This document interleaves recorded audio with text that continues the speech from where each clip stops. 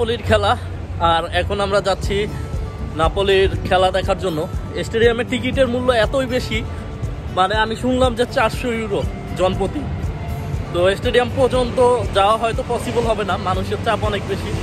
সারা শহর একবারে মানে জমজমাট অবস্থা যেটাকে বলে। নাপোলি এর আগে আমি এরকম দেখি নাই। এই খেলাকে উদ্দেশ্য করে আসলে পুরো শহর মেতে উঠছে। আর এখন যাচ্ছি ভিয়া রোমা, যেখানে প্রজেক্টর টানায়া আপনার প্রায় 8-10 হাজার মানুষ একসাথে খেলা দেখবে। ফাইনালি ঢুকতে পারলাম ভিতরে আমরা।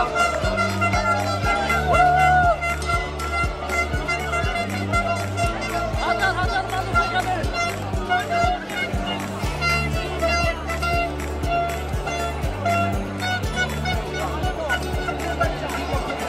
শুধুমাত্র নাপোলির খেলা দেখার জন্য সবাই আসছে এখানে।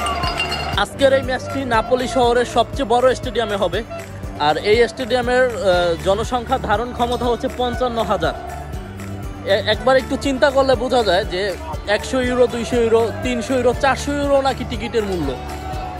তো আপনার এক সপ্তাহ আগে এই সব টিকিট সেল করা হয়ে গেছে।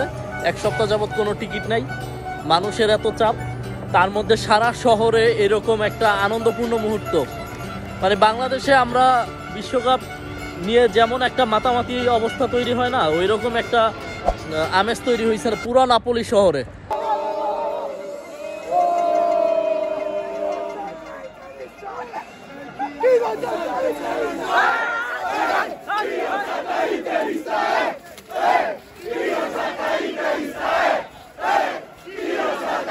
একটা মজার বিষয় হচ্ছে খেলা চলাকালীন সময়ে যখন 20-30 হাজার মানুষ একসাথে খেলা দেখতেছিল, আমি ছিলাম একবারে মিডল পয়েন্টে, মানে আমার সব চারোদিকেই অনেক মানুষ। তো ফার্স্ট গোল হওয়ার পরেই একজন লোক অসুস্থ হয়ে পড়ে, মানে একটা ইয়ং বয়সের ছেলে সেন্সলেস হয়ে যাওয়ার পরে আপনার পুরো মাঠের মাঝখান থেকে শেষ পর্যন্ত 10 থেকে 20 সেকেন্ডের মধ্যে একটা লাইন তৈরি হয়ে গেছে। সাথে সাথে অ্যাম্বুলেন্স ঢুকলো, তাকে নিয়ে চলে গেল।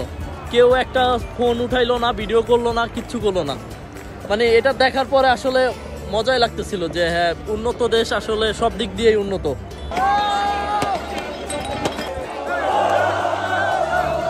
একটা ক্লাবের বিজয় উল্লাস যে এইভাবে সারা শহর করতে পারে, এটা নাপোলিতে না আসলে আসলে বোঝা যাইতো না।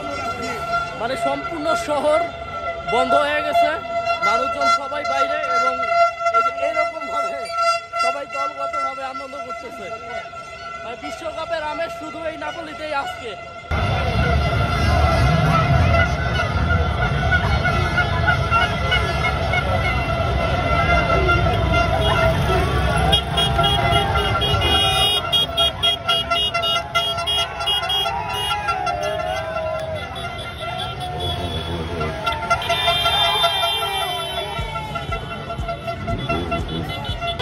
যত প্রকার 2 নাম্বার গাড়ি আছে, মানে যেগুলা আগে রাস্তায় চালাইতে পারতো না, চুরি করা গাড়ি বা ভাঙাচুরা ফিটনেস ছাড়া, সব গাড়িগুলো আজকে রাস্তায় বের করছে। এগুলা দেখতে অনেক সুন্দর লাগতেছে আসলে। মানে ওরা চাইলেই রাস্তাঘাটে উল্টাপাল্টা করতে পারে না, আর আজকে একটা দিনেই সব কিছু করতেছে একসাথেই। আজকের এই আমেজটা মানে নাপোলি শহরে এরকম ভাবে যে ফুটবল নিয়ে একটা উৎসব তৈরি হয়ে গেছে, এটা আসলে তাদের ফুটবলের প্রতি যে কতটা ভালোবাসা না দেখলে বোঝা যাইতো না, বা চরম একটা অভিজ্ঞতা তৈরি হলো।